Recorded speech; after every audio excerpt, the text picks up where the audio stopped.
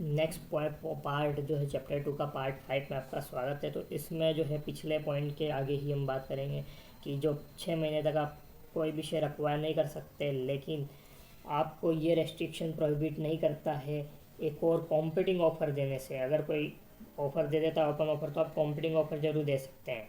उसके बाद point number 6 है, नेक्स्ट पॉइंट कहता है वॉलेंट्री ओपन ऑफ़र कंप्लीट होने के 6 महीने के अंदर भी शेयर और स्प्लिट में शेयर अक्वायर तो कर ही सकते हैं। तो शेयर अक्वायर थ्रू बोनस और stock split shall not be considered for the purpose of this entitlement set out in this regulation. उसके बाद नेक्स्ट है क्या विलफुल डिफ़ॉल्टर ओपन ऑफर दे सकता है। तो उसमें लिखा हुआ है रेगुलेशन 6A में कि no person who is the wilful defaulter shall make public announcement. तो विलफुल डिफ़ॉल्टर जो है ओपन ऑफर नहीं दे सकता, पब्लिक अनाउंसमेंट नहीं कर सकता ओपन ऑफर की। लेकिन नेक्स्ट पॉइंट दिया है provided that this regulation shall not prohibit willful defaulter from making competing offer। तो competing offer willful defaulter दे सकता है, लेकिन willful defaulter open offer नहीं दे सकता। उसके बाद नेक्स्ट पॉइंट है 6B, no person who is fugitive economic offender shall make public announcement of open offer or make competing offer। तो fugitive economic offender जो है वो ना तो open offer दे सकता है, ना ही competing offer दे सकता है। उसके बाद नेक्स्ट डिब्बे में पूछता है कि what are the restriction on acquisition, what are the restriction on acquirers making open offer. तो जो अक्वायर्स है जिनने open offer voluntary open offer दिया है उस पर क्या क्या रेस्ट्रिक्शन अप्लाई होती है। तो 3 रेस्ट्रिक्शन इसमें दी हुई है।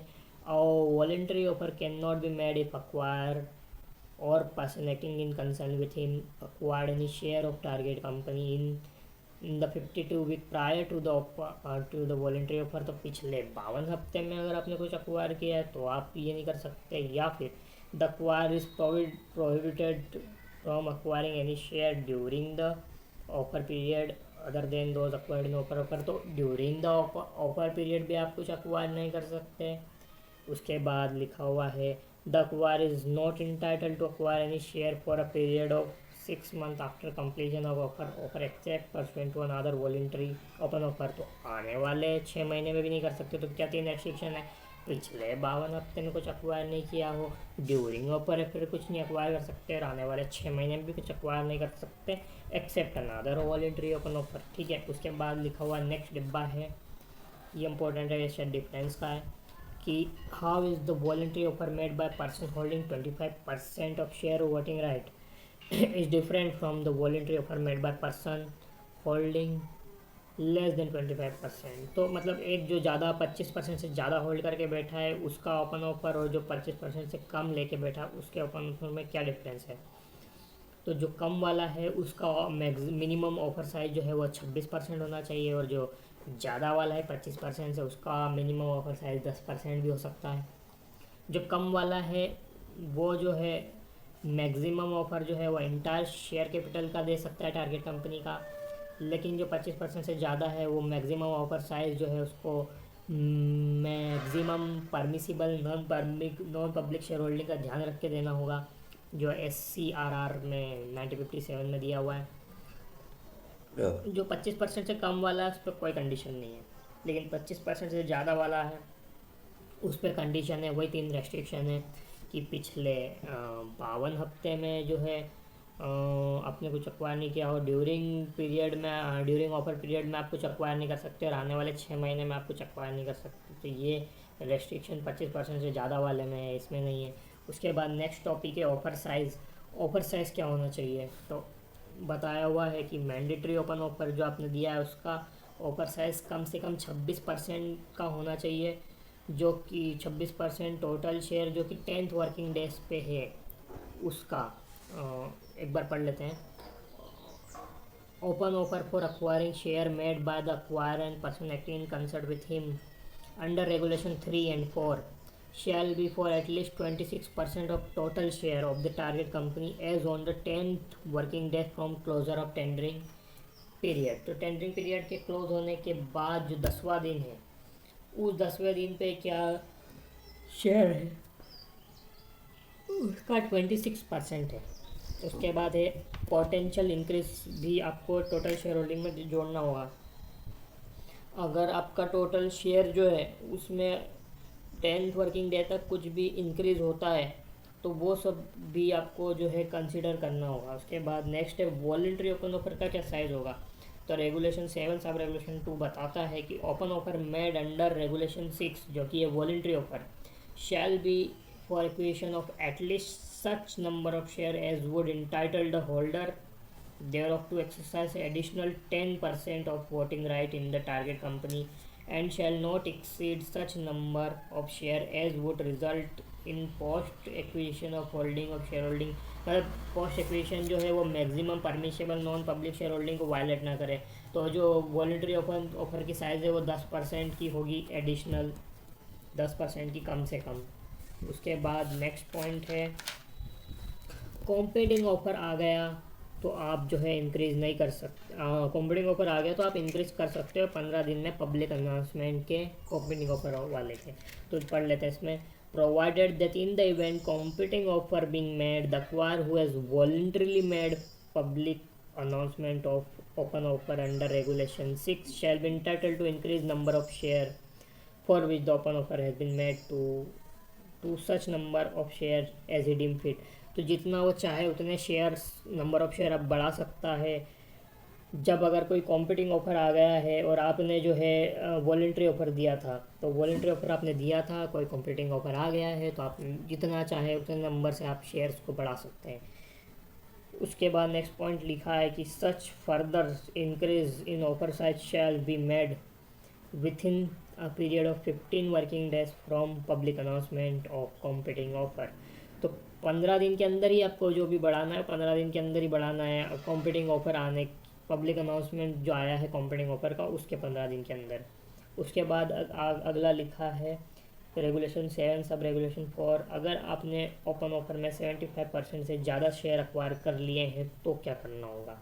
तो पहला पॉइंट लिखा है इन the event share accepted in open offer versus that the share holding of acquirer pursuant to completion of open offer result in their shareholding exceeding the maximum permissible non-public shareholding, वो exceed कर दिए तो सबसे पहले आपको काम करना है the acquirer shall be required to bring down the non public share holding to level specified with in time permissible under SCRR 1957। तो पहला है bring down non public share holding to 75% with in time, और दूसरा है provided that if the open offer has been made by acquirer under regulation 3 regulation 4 regulation 5 and the acquirer has stated his upfront intention to retain listing of target company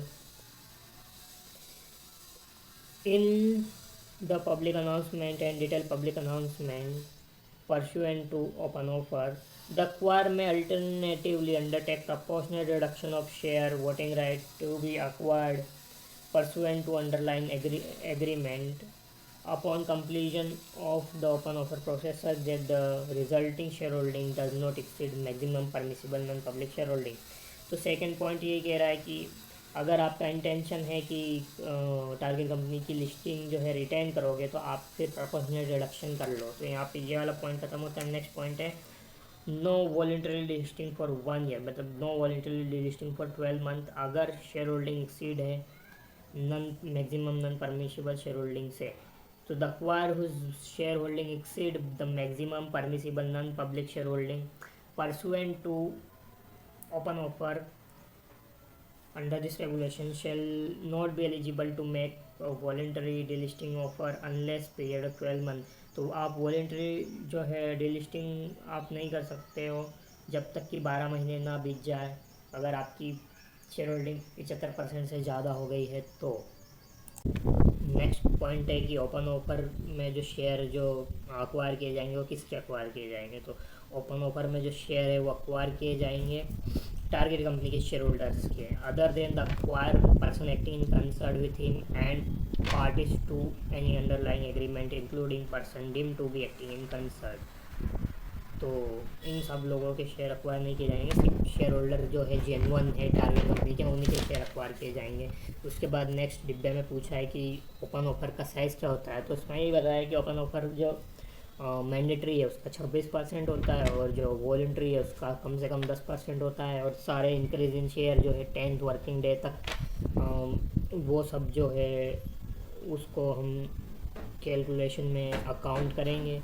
और यहाँ पे ये वाला topic ख़त्म होता है। ऑफर प्राइस नेक्स्ट पार्ट में करेंगे। Thank you. Chapter 2 part 6 offer price. Regulation 8 sub regulation 1 कहता है कि ओपन ऑफर जो है वो शैल be made at price not lower than the price determined in according with सब रेगुलेशन 2 और सब रेगुलेशन 3। सब रेगुलेशन 2 जो है वो है डायरेक्ट एक्विजिशन के लिए और डिम डायरेक्ट एक्विजिशन के लिए, और जो 3 है वो है इनडायरेक्ट एक्विजिशन के लिए। तो जब डायरेक्ट एक्विजिशन या फिर डिम डायरेक्ट एक्विजिशन होता है तो प्राइस जो ओपन ऑफर का जो प्राइस है वो सब रेगुलेशन 2 के हिसाब से निकलता है। 8 sub regulation 2 sub regulation 2 state that in case of direct acquisition and indirect acquisition of share voting right in sub regulation 2 of sub regulation are met the offer price shall be highest of. मतलब ये कि दोनों direct और indirect में जो है offer price जो है वो इस हिसाब से होगा जो कि होगा highest of the highest negotiated price per share of target company for any acquisition under the agreement attracting the obligation to make a public announcement of an open offer. तो पहला पॉइंट यही कहना चाहता है कि जो प्राइस होगी उसमें से पहला कंपोनेंट होगा हाईएस्ट नेगोशिएटेड प्राइस, जो कि टारगेट कंपनी के शेयर को एक्विजिशन करने के लिए अंडर द एग्रीमेंट दी गई है, वो एग्रीमेंट जिससे कि ऑब्लिगेशन हुआ अट्रैक्ट ओपन ऑफर का। उसके बाद second the volume weighted average price paid or payable for acquisition whether by acquire or by person acting in concern with him during the 52 week immediately preceding the date of public announcement.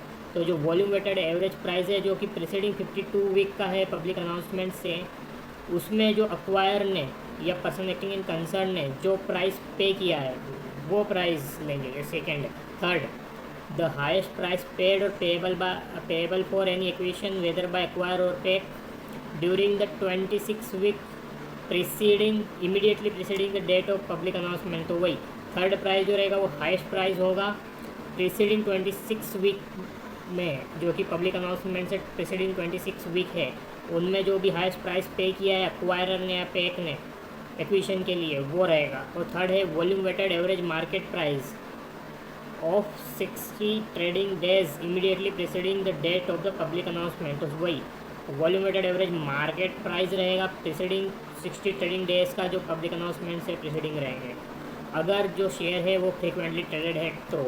वरना जो last वाला point है इसकी जगह point लगेगा जब share frequently traded नहीं है तो फिर होगा price determined by acquirer and the manager to open offer taking into account valuation parameter including book value comparable trading multiple and such other parameter as are customary for valuation of shares of such company.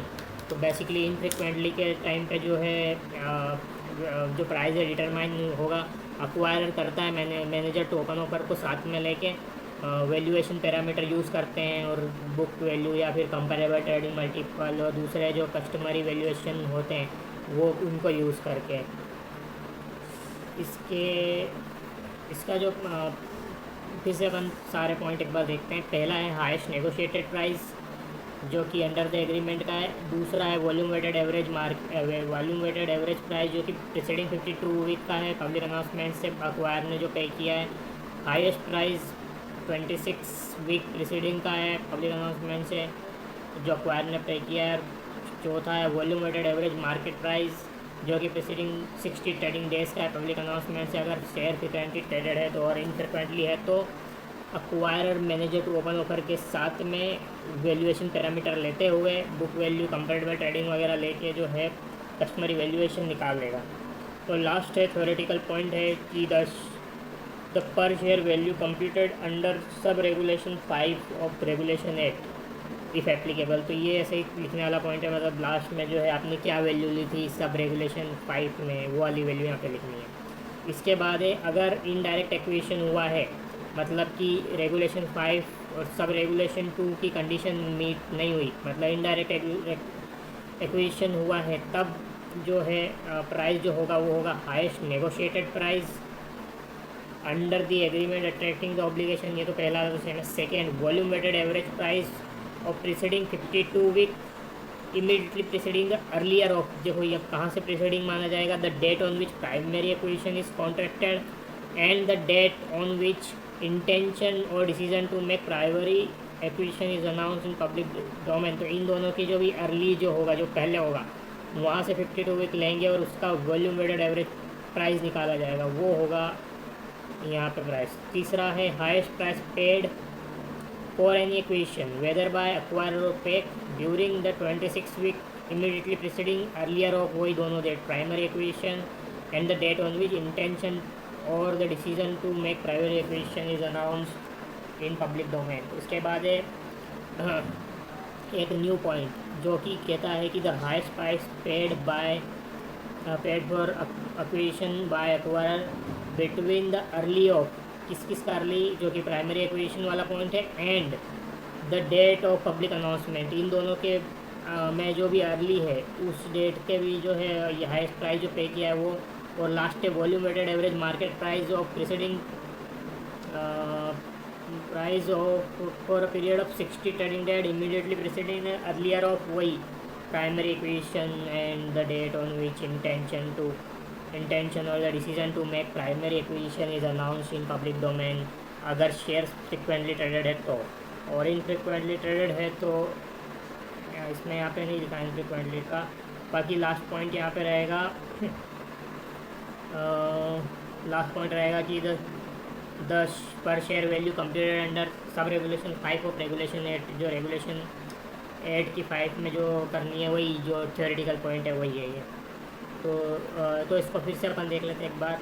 पहला point है highest negotiated price paid by acquirer under the agreement attracting open offer. दूसरा है volume weighted average price जो कि 52 week का देखना है primary acquisition से। तीसरा है हाईएस्ट प्राइस पेड, फिर वही 26 वीक का देखना है वही प्राइमरी एक्विजिशन से। और चौथा है हाईएस्ट प्राइस पेड जो कि देखना है बिटवीन द अर्लियर ऑफ, जो प्राइमरी एक्विजिशन है और पब्लिक अनाउंसमेंट है, इनके दोनों के बीच में जो टाइम है उसका देखना है। और फिफ्थ है जो volume weighted average market price है जो 60 ट्रेडिंग डेज़ का है इमीडिएटली प्रीसीडिंग का, तो वो भी देखना है। और लास्ट पॉइंट है कि वही थ्योरेटिकल पॉइंट इधर पर share value computed under sub regulation 5। इसके बाद नेक्स्ट सब रेगुलेशन आता है regulation 8 sub regulation 4 state that in the event offer is incapable of determine, offer price अगर डिटरमाइन नहीं कर पाते हो आप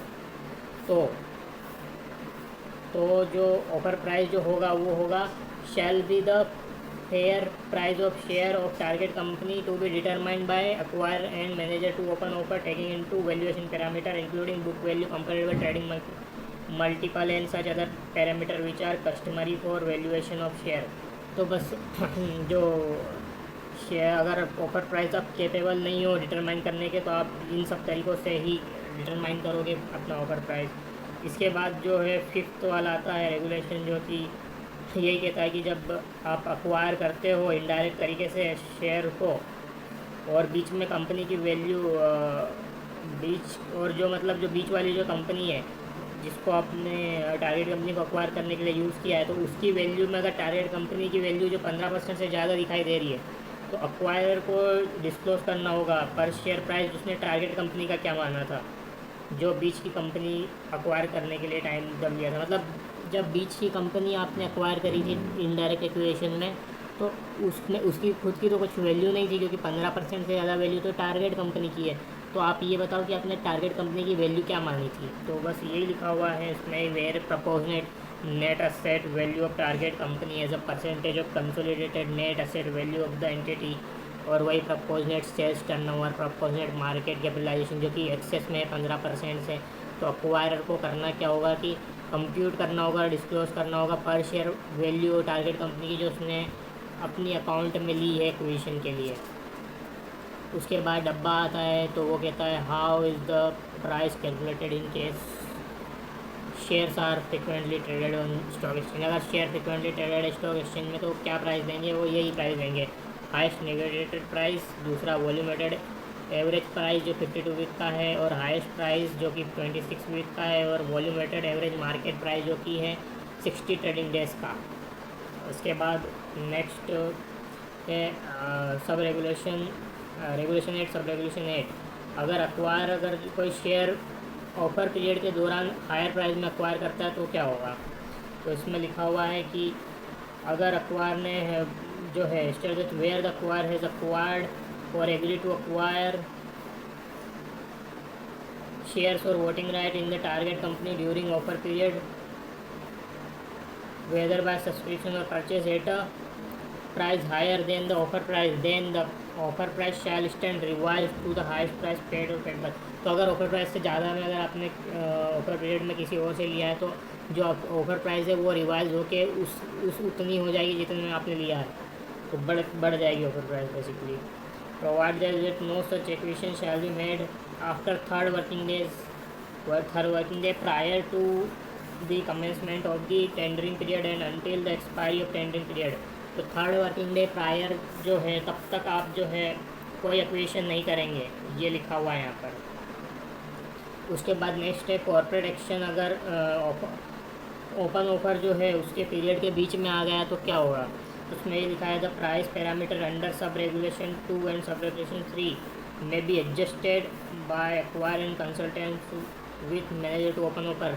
तो वही जो सब रेगुलेशन 8 के सब रेगुलेशन 2 में जो प्राइस निकाला है हमने डायरेक्ट एक्विजिशन के लिए या इनडायरेक्ट एक्विजिशन के लिए, वो प्राइस एडजस्ट हो जाएगा अगर कोई कॉर्पोरेट एक्शन जो है ये अगर आई है ड्यूरिंग द ऑफर पीरियड, जैसे कि राइट इशू आया है, बॉन्ड इशू आया है, स्टॉक कंसोलिडेशन हो चुका है, स्टॉक का स्प्लिट हुआ है, या डिविडेंड का पेमेंट आ गया है, या डीमर्जर हो चुका है, या कैपिटल को रिड्यूस किया हुआ है। तो फिर जो है where the record date affecting such corporate action falls prior to 3 working day before the commencement of tending period. तो वही टेंडिंग पीरियड के जस्ट 3 वर्किंग डे बिफोर में आ गया है, तो आपको जो है ये सब एडजस्ट करना होगा उसका प्राइस। उसके बाद नेक्स्ट है अक्वायरर जो है अक्वायर कर रहा है share during 26 week after tendering period at a higher price.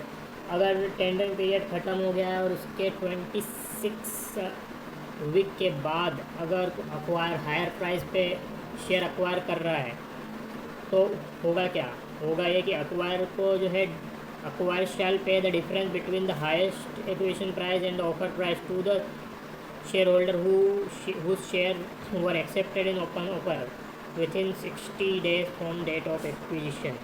तो यही कहना है कि आपको जो है वो डिफरेंस जो है प्राइस का वो आपको पे करना पड़ेगा सभी शेयर होल्डर को जिनने ओपन ऑफर एक्सेप्ट किया था।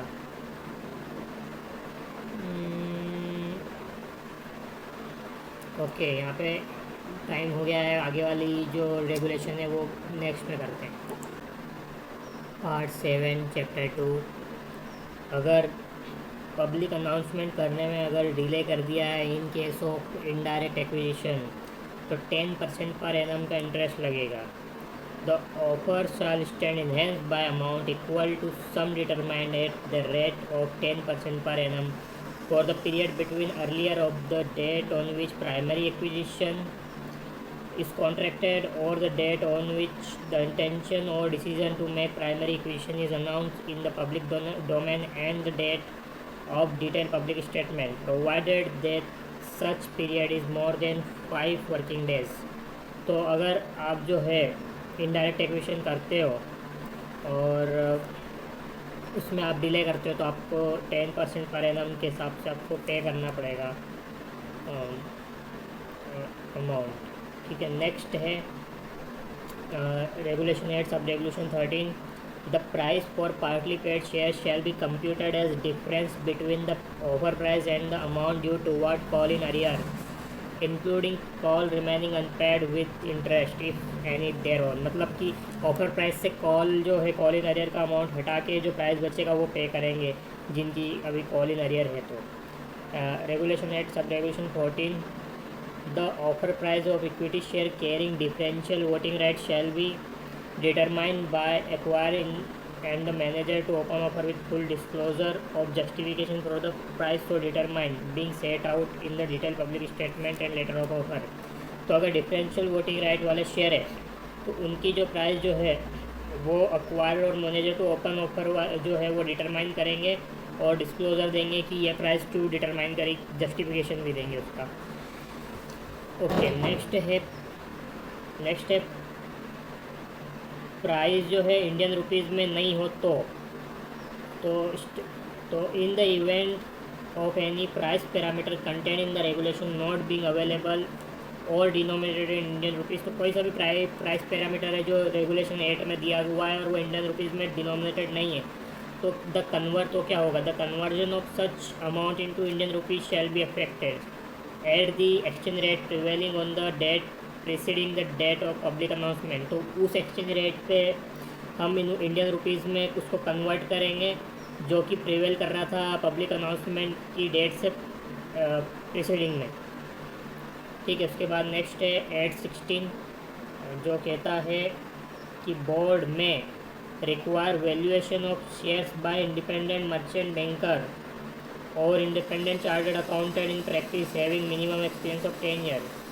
तो जो कि रेगुलेशन 8 है और रेगुलेशन 8 सब रेगुलेशन 4 और उसकी सब रेगुलेशन 2 और क्लॉज ई में जो बात बोली हुई है कि अगर ऑफर प्राइस कैपेबल नहीं है डिटरमाइन करने के लिए तो उसको डिटरमाइन किया जाएगा वैल्यूएशन पैरामीटर के हिसाब से। तो कौन करेगा वो यहाँ बताया हुआ है, वो इंडिपेंडेंट मर्चेंट बैंकर करेगा या फिर चार्टर्ड अकाउंटेंट करेगा इंडिपेंडेंट, जो कि प्रैक्टिस में है 10 साल से। उसके बाद नेक्स्ट टॉपिक है वो है मोड ऑफ पेमेंट। तो ऑफर प्राइस को पेमेंट किस तरीके से करेंगे, क्या क्या मोड है पेमेंट करने के लिए। तो ऑफर प्राइस को आप कैश में पेमेंट कर सकते हो या आप इशू एक्सचेंज या ट्रांसफ़र कर सकते हो लिस्टेड शेयर का जो कि इक्विटी शेयर कैपिटल में है, और या फिर आप कर सकते हो इशू एक्सचेंज या transfer listed secure debt instrument का जिसकी रेटिंग जो है वो इन्वेस्टमेंट ग्रेड से इन्फीरियर ना हो। उसके बाद आप कर सकते हो issue exchange transfer convertible debt security का, या फिर आप ऊपर के जो चारों हैं उन सब का कॉम्बिनेशन कर सकते हो, जैसे combination of clause A B C and D. तो पेमेंट करने के लिए आप इन सब का भी कॉम्बिनेशन कर सकते हो। लेकिन एक बात ध्यान रखना आपको, provided that where shares have been acquired during the 52 week immediately preceding the date of public announcement constitute more than 10% of the voting right in target company and has been paid in cash. The open offer shall entail an option to shareholder to require payment of offer in cash. तो अगर आपने जो है पिछले 52 week में अगर आपने cash में पेमेंट किया है जो कि 10% से ज़्यादा होता है, कॉन्स्टिट्यूट करता है 10% से ज़्यादा वोटिंग राइट, तो फिर जो है शेयर होल्डर है उनके पास भी ऑप्शन रहेगा कि वो डिमांड कर सकते हैं कि हमें भी कैश में पेमेंट करो। उसके बाद अगर आप शेयर्स में पेमेंट कर रहे हो तो शेयर जो है वो इन सारी कंडीशन को कंप्लाई करे। क्या है वो कंडीशन, पहली कंडीशन है कि such class of share are listed on stock exchange and frequently traded at the time of public announcement. तो वो लिस्टेड भी होने चाहिए और पब्लिक अनाउंसमेंट के टाइम पे फ्रिक्वेंटली ट्रेडेड होने वाले शेयर होने चाहिए। सेकेंड रिक्वायरमेंट है such class of share have been listed for a period of at least 2 year preceding the date of public announcement। तो एटलीस्ट 2 साल से वो लिस्टेड हो। तीसरी बात है the issuer of such class of share has redressed at least 95% of the complain receive from investor by the end of the calendar quarter immediately preceding the calendar month in which public announcement is made. तो 95% जो है आपने complain redress कर दी है। The issue of such class of share has been in material compliance with listing regulation for a period of at least 2 year immediately preceding the date of public announcement। तो वो share जो है listing regulation से comply कर रहे हो पिछले 2 साल से। उसके बाद पॉइंट ई है the impact of auditor qualification if any on the audited account of issuer of share for the 3 immediately preceding financial year does not exceed 5% of net profit or loss after tax of issuer। तो basically ये कह रहा है कि जिस issuer के आप share listed share आप दे रहे हो तो वो इशूअर जो है उसके खिलाफ कोई ऑडिटर का क्वालिफिकेशन ना हो जिसका इम्पैक्ट जो है 5% से ज़्यादा नेट प्रॉफिट और लॉस पे हो। उसके बाद पॉइंट ए पे board has not issue any direction against the issuer no और issuer of share not to access the capital market. तो सेबी ने ऐसा कोई डायरेक्शन नहीं दिया हो उस इशूअर के अगेंस्ट, जिसने जो शेयर दे रहा है वो उस इशूअर के अगेंस्ट कि आप कैपिटल मार्केट को एक्सेस नहीं कर सकते हैं, बेसिकली डिमांड नहीं किया हो। तो ये 6 चीज़ें ध्यान रखना है। लिस्टेड हो शेयर, फ्रिक्वेंटली ट्रेडेड हो, दूसरा है कि लिस्टेड 2 साल के लिए हो, तीसरा लिस्टेड जो शेयर मतलब वो इशूअर है उसने 95% ग्रीवियंस कंप्लेंट्स को रिड्रेस कर दिया हो, चौथा है आपको लिस्टिंग रेगुलेशन से कंप्लाई करना है, पांचवा है ऑडिटर का इम्पैक्ट 5% से ज़्यादा नहीं हो, और लास्ट है कि आपको सेबी ने कैपिटल मार्केट एक्सेस करने से मना नहीं किया है। उसके बाद रेगुलेशन 9 सब रेगुलेशन 3 है, वो कहता है कि अगर अलग अलग मोड ऑफ पेमेंट से अगर आपने पेमेंट किया तो उनकी प्राइस अलग अलग हो सकती है, जो कि रेगुलेशन का ध्यान आपको रखना है कि भले अलग अलग प्राइस हो लेकिन रेगुलेशन 8 के हिसाब से जो आपने प्राइस निकाली है उससे कम नहीं होनी चाहिए। एक बार पढ़ लेते हैं इसको। Where the share holder have been provided with option to accept payment in cash और बाय वे ऑफ सिक्योरिटी और combination thereof the pricing for the open offer may be different for each option subject to compliance with minimum offer price requirement under regulation 8। उसके बाद next है, अगर consideration share से पे करोगे तो ensure करो कि शेयर सभी लॉ कंप्लाई करें। तो इसको पढ़ लेते हैं। In the event offer price consist of consideration to be paid by issuance of security which require compliance with applicable law, the acquirer shall ensure that such compliance is completed not later than commencement of tendering period। तो basically ये कहना चाहता है कि जो share आप issue कर रहे हो उनको सभी लॉ से कंप्लाई करना ज़रूरी है, वो भी टेंडरिंग पीरियड के पहले तक कंप्लाई कर ले। उसके बाद नेक्स्ट है, अगर कंसिडरेशन शेयर से पे करोगे तो शेयर का प्राइस क्या मानेंगे, मतलब कि शेयर अगर आपने पेमेंट कैश की जगह शेयर से कर रहे हो तो उस शेयर की वैल्यू क्या रहेगी ये कैसे पता चलेगा। तो वो उसके लिए आप जो है रेगुलेशन 9 सब रेगुलेशन 5 कहता है, where listed security are offered as consideration the value of such security shall be higher of. इन तीनों में से जो भी हायर है वो प्राइस होगा शेयर का। क्या है, पहला average of weekly high and low of the closing price of such security during 6 month preceding relevant date. Relevant day से पिछले 6 महीने में जो भी एवरेज वीकली हाई और लो क्लोजिंग प्राइस का है वो, या फिर average of weekly high and low closing price of such security during 2 week preceding relevant date. तो रिलेवेंट डेट से पिछले 2 हफ्ते में एवरेज वीकली हाई और लो क्लोजिंग प्राइस का क्या है वो। और तीसरा है volume weighted average market price for a period of 60 trading days preceding the date of public announcement. तो volume weighted average market price क्या है वो, तो ये तीनों का ध्यान रखना है। पहला है average weekly low and high of closing price of 6 month, average weekly high and low of closing price of 2 week, और volume weighted average market price of 60 trading days. उसके बाद नेक्स्ट टॉपिक है जनरल एग्जाम्पशन। तो ये सारे general exemption है। अगर acquisition हुआ है pursuant to inter se transfer of share among qualified person, जो कि है इमीडिएट रिलेटिव या फिर person named as promoter in the share holding pattern file by target company, या फिर कंपनी और उसकी सब्सिडरी इट्स होल्डिंग और other subsidiary of such holding company है, तो या फिर पर्सन एक्टिंग इन कंसर्ट और not less than 3 year prior to propose acquisition, इनके बीच में इंटर से ट्रांसफ़र हुआ है तो भी एग्जाम्पशन मिलेगा। उसके बाद पॉइंट दिया गया है acquisition in the ordinary course of business bye.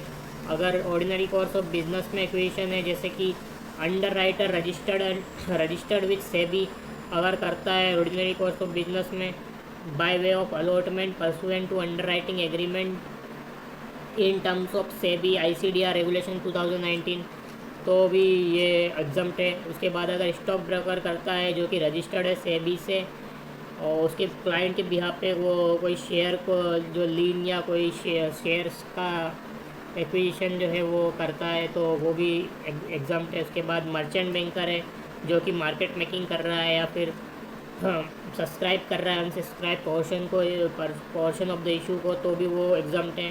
उसके बाद मर्चेंट बैंकर जो है जो एक कर रहा है स्टेबलाइजिंग एजेंट की तरह जो कि रजिस्टर्ड है सेबी से, वो भी एग्जाम्प्ट है। उसके बाद schedule commercial bank acting as an escrow agent, तो schedule commercial bank escrow agent की तरह काम कर रहा है, वो भी एग्जाम्प्ट है। Invocation of pledge by schedule commercial bank public financial institution as pledgee, अगर एज अ प्लेजी जो है एससीबी या पीएफआई जो है प्लेज इन्वोक करता है तो वो भी एग्जाम्प्ट है। उसके बाद acquisition pursuant to scheme made under SICA, अगर सिका के अंदर, सिका 1985 के अंदर अगर आपने कोई स्कीम बनाई है उसके अंडर आप एक्विजिशन कर रहे हो तो भी आप एग्जाम्प्ट हो। या फिर आप एक्विजिशन कर रहे हो pursuant to resolution plan approved under regulation 31 of IBC 2016, तो आईबीसी के अंदर कोई रेजोल्यूशन प्लान है वो अप्रूव हुआ है, उसी के परसुएंट आप अक्वायर कर रहे हो तो भी आप एग्जाम्प्ट हो। Acquisition pursuant to provision of SARFAESI act 2002, उसमें भी आप एग्जाम्प्ट हो। Acquisition pursuant to provision of delisting regulation के हिसाब से अगर आप एक्वायर कर रहे हो तो भी एग्जाम्प्ट है। Acquisition bye way of transmission succession और इनहेरिटेंस, ये भी एग्जाम्प्ट है। उसके बाद अगर आपका वोटिंग राइट इंक्रीज हो गया है pursuant to forfeiture of share by target company तो भी आप एग्जाम्प्ट हो। अगर आपका वोटिंग राइट इंक्रीज हो गया है pursuant to conversion of equity share with superior voting right into ordinary share, ऐसा इक्विटी शेयर ऑर्डिनरी में कन्वर्ट होने की वजह से हो गया तो भी आप एग्जाम्प्ट हो। या फिर आपका इंक्रीज इन वोटिंग राइट हो गया है pursuant to buyback of shares by target company तो भी आप एग्जाम्प्ट हो। उसके बाद अगर आपका acquisition of share by any share holder up to entitlement pursuant to right issue, अगर किसी शेयर होल्डर ने राइट इशू में शेयर खरीद ली है और उसका वोटिंग ट्रिगर हो गया है तो वो भी एग्जाम्प्ट है। और यहाँ पे ये जो है 10 का रेगुलेशन का एग्जाम्पशन ख़त्म होता है और ये पार्ट भी। चैप्टर 2 का पार्ट 8 शुरू करते हैं। एग्जाम्पशन बाय बोर्ड, जो कि से भी देता है रेगुलेशन 11 में, तो उसका सब रेगुलेशन 1 कहता है कि the board may for reason recorded in writing grant exemption from obligation to make open offer subject to such condition as board deems fit to impose in the interest of investor in securities and securities market। तो basically पहला point कहना चाहता है कि अगर open offer की obligation से exemption चाहिए तो कुछ कंडीशन पे बोर्ड दे सकता है जो कि बोर्ड को ठीक लगती है। और अगर आपको प्रोसीजरल रिक्वायरमेंट से रिलैक्सेशन चाहिए तो वो रेगुलेशन 2 बताता, सब रेगुलेशन 2 बताता है। Board may for reason recorded in writing grant relaxation from strict compliance with any procedural requirement subject to condition as board may deem fit on being satisfied that, board जो है कुछ reason होंगे जो कि writing में record करेगा तभी वो ग्रांट करेगा रिलैक्सेशन स्ट्रिक्ट कंप्लायंसेस से, जो कि प्रोसीजरल रिक्वायरमेंट है इस रेगुलेशन के, जो एसएसटी रेगुलेशन के। सब्जेक्ट टू कुछ कंडीशन जो बोर्ड लगाएगा ऑन डिफिट और ऑन बिंग सेटिस्फाइड, इन कुछ चीज़ें दी हुई है आगे, उन चीज़ों में सेटिस्फाई होना चाहिए, जैसे कि the target company is a company in respect of which central government और स्टेट गवर्नमेंट और एनी अदर रेगुलेटरी अथॉरिटी है superseded the board of director of the target company. तो जो बोर्ड ऑफ डायरेक्टर है टारगेट कंपनी के, वो उनको central government, state government या कोई स्टेटरी अथॉरिटी ने सुपरसीड कर लिया है और उन्होंने अपने न्यू डायरेक्टर जो है अपॉइंट कर दिए हैं वहाँ। And if such board of director, जो कि नया बोर्ड ऑफ डायरेक्टर है, has formulated a plan which provide for transparent open and competitive process for acquisition of share और वोटिंग राइट इन और control over the target company to secure the smooth and continued operation of target company in interest of all stake holder. तो basically ये point भी यही कह रहा है कि जो नया बोर्ड है उन्होंने एक ऐसा प्लान बनाया है जिससे कि ट्रांसपेरेंट, ओपन और कॉम्पिटिटिव प्रोसेस रहेगी शेयर अक्वायर करने की, वोटिंग राइट अक्वायर करने की या कंट्रोल अक्वायर करने की टारगेट कंपनी में। और उसके बाद जो है वो स्मूथ और कंटिन्यूस ऑपरेशन को सिक्योर करेंगे, तभी जो है आप प्रोसीजर रिक्वायरमेंट से एक्सटेंशन ले सकते हैं। उसके बाद सेकेंड पॉइंट कहता है कि the condition and requirement of the competitive process are reasonable and fair. तो जो प्रोसेस नए बोर्ड ने दी है वो रीजनेबल और फेयर है। थर्ड है the process adopted by board of director of target company provides for detail including the time when open offer for acquiring share would be made completed and the manner in which change in control would be affected. तो तीसरी बात ये है कि जो process जो आपने adopt करी है नए बोर्ड ऑफ डायरेक्टर ने, वो प्रोवाइड करे डिटेल, जैसे कि time when the open offer for acquiring would be made, तो टाइम जो है ओपन ऑफर शेयर एक्वायर करने के लिए क्या टाइम रहेगा वो बताओ, कंप्लीट कब होगा वो ओपन ऑफर, और किस मैनर में जो है चेंज इन कंट्रोल होगा, ये सब बताओगे तभी ये मतलब रिलैक्सेशन मिलेगा। और एक और पॉइंट है, the provision of chapter 3 and chapter 4 are likely to act as impediment to implementation of the plan of the target company, and exemption from strict compliance with one or more of such provision is in public interest, the interest of investment in security and security market. तो basically ये कह रहा है कि अगर आप जो है इनको ये रिलैक्सेशन नहीं देते प्रोसीजर से, तो वो जो नॉर्मल प्रोविज़न है चैप्टर 3 और 4 के, वो एक इम्पेडिमेंट की तरह एक्ट करेंगे, और वो अगर उनका स्ट्रिक्ट कंप्लायंस करेंगे तो जो है पब्लिक इंटरेस्ट और इनके लिए अच्छा नहीं होगा। तो अगर आप उनको एग्जाम कर देते हैं तो वो पब्लिक इंटरेस्ट के लिए अच्छा होगा, इन्वेस्टर के इंटरेस्ट में रहेगा, सिक्योरिटी मार्केट के इंटरेस्ट में रहेगा। तो ये वाली बात है, तो इसमें जो एग्जाम्शन मिल जाएगा। उसके बाद नेक्स्ट है 11(3), जो कि कहता है कि ऊपर वाली कोई भी एग्जाम्शन लेने के लिए सेबी को एप्लीकेशन देना पड़ता है, और साथ में फिर डेबिट भी देना पड़ेगा। तो क्या कहते हैं एक बार पढ़ लेते हैं। For seeking exemption under sub regulation 1 the acquirer shall and for seeking relaxation under sub regulation 2 the target company shall, acquirer target company को जो भी इलेक्शन लेना चाहता है, shall file application with board supported by duly sworn affidavit. तो application और affidavit दोनों जाएंगे। Giving detail of the propose acquisition and ground on which the exemption has been sought. तो ये सारी डिटेल्स आपको देनी है, जैसे कि एक्विजिशन क्या है, क्यों किस ग्राउंड पर आप एग्जाम्शन मांग रहे हैं वो सब, और साथ में 5 लाख की नॉन रिफंडेबल फीस भी देनी होती है। तो अकॉर्डिंग टू रेगुलेशन 4 और regulation 11 sub regulation 4 the acquirer और the target company as the case may be shall along with the application जो कि ऊपर जा रही है, pay a non refundable fees of 5 lakh की फीस देनी पड़ेगी by way of direct credit in the bank account through NEFT RTGS और IMPS और any other mode allowed by RBI, और by way of bankers cheque और demand draft payable in Mumbai in favour of board. तो इस तरीके mode of payment किस तरीके से होगा वो बताया है। उसके बाद रेगुलेशन 5 है, सब रेगुलेशन 5 है रेगुलेशन 11 की। वो कहता है the board may after affording reasonable opportunity of being heard to the applicant and after considering out the relevant fact and circumstances pass a reasonable order either granting और rejection exemption और relaxation short as expeditiously as possible. तो मतलब board जितना जल्दी हो सके उतने जल्दी वो एग्जाम्शन या तो देगा या नहीं देगा, पर उसके लिए पहले वो अपॉर्चुनिटी ऑफ बीइंग हर्ड आपको ज़रूर देगा। 5 लाख तो नॉन रिफंडेबल है, वो तो गया अगर नहीं हुआ तो ठीक है। इसके बाद नेक्स्ट मेजर टॉपिक शुरू होता है ओपन ऑफर प्रोसेस। तो इसमें सबसे पहला काम होता है आपको मैनेजर टू ओपन ऑफर को अपॉइंट करना। तो रेगुलेशन 12 कहता है that prior to making public announcement the acquirer shall appoint a merchant banker registered with the board who is not an associate of the acquirer as manager to open offer। तो पहला बात ये public announcement करने के पहले ही आपको जो है मर्चेंट बैंकर को अपॉइंट करना है to act as manager to open offer who is not an associate of acquirer. Associate नहीं होना चाहिए एक्वायरर का। उसके बाद सेकेंड मतलब सब रेगुलेशन कहता है कि public announcement of open offer for acquiring share required under the regulation shall be made by acquirer through such manager to open offer. तो पब्लिक अनाउंसमेंट जो है वो मैनेजर टू ओपन ऑफर के through ही जाएगा, इसीलिए इसको अपॉइंट भी करते हैं पहले। इसके बाद टाइमिंग ऑफ पब्लिक अनाउंसमेंट कब करना है उसकी टाइमिंग बता रहे हैं। तो नॉर्मली बताया हुआ है कि state that public announcement shall be made in accordance with regulation 14 and 15 on the date of agreeing to acquire share or voting right or control over target company। तो जिस दिन भी आपने एग्री किया ये शेयर वोटिंग राइट और control acquire करने के लिए, उसी दिन आपको नॉर्मली जो है ये आपको पब्लिक अनाउंसमेंट करना है।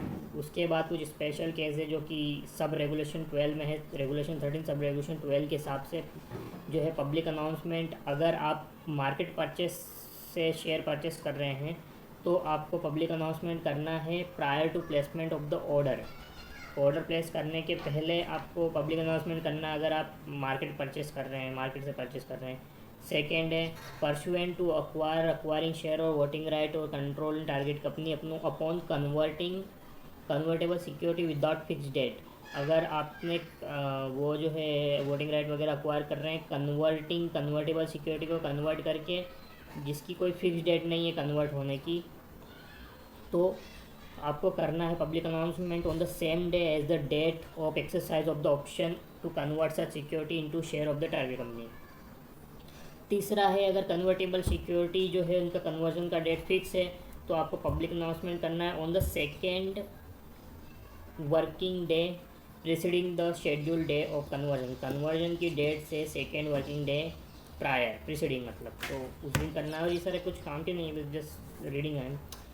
Upon disinvestment shall be made, अगर डिसइन्वेस्टमेंट है तो on the same day on the date of executing the agreement, तो उसी सेम डे करना है डिसइन्वेस्टमेंट के केस में। इनडायरेक्ट एक्विजिशन का केस है तो और इसमें पढ़ लेते हैं। In case of indirect acquisition of share voting right control of the target company where none of the parameter refer to in sub regulation 2 of regulation 5 are met may be made at any time within 4 working days from earlier of the date on which primary acquisition contracted and on the date on which intention or decision primary acquisition is announced। तो 4 दिन पहले आपको करना है अगर indirect acquisition है, क्योंकि ये एक्चुअल इनडायरेक्ट एक्विजिशन है जिसमें मतलब डिम डायरेक्ट एक्विजिशन नहीं है, तो 4 वर्किंग डे पहले आपको करना है। और अगर आपका एक्विजिशन है जो कि है डिम डायरेक्ट एक्विजिशन, तो आपको करना है date on which primary acquisition is contracted and the date on which intention और the decision to make primary acquisition is announce, तो ये तब करना है। उसके बाद अगर आपका जो एक्विजिशन है वो है परसुएंट टू प्रेफरेंशियल इशू, तो आपको ये करना है on the date on which board of the director of the target company authorise preferential issue को जिस दिन ऑथराइज़ किया था बोर्ड ने उसी दिन करना है। और अगर आपका जो है वो है आपकी जो वोटिंग राइट जो है इंक्रीज इन जो है वो आज मतलब इसमें क्या लिखा है एक बार पढ़ लेते हैं। The public announcement pursuant to increase in voting rights consequential to buyback not qualifying for exemption shall be made not later than 90th date from the date of closure of buyback. तो अगर buyback की वजह से आपके जो है voting right increase हो गए हैं तो आपको बायबैक से 90 date from the date of closure, buyback closure से 90 डेट से 90 वाला दिन जो है वो उसमें आपको एक पब्लिक अनाउंसमेंट करना है यूजलेस।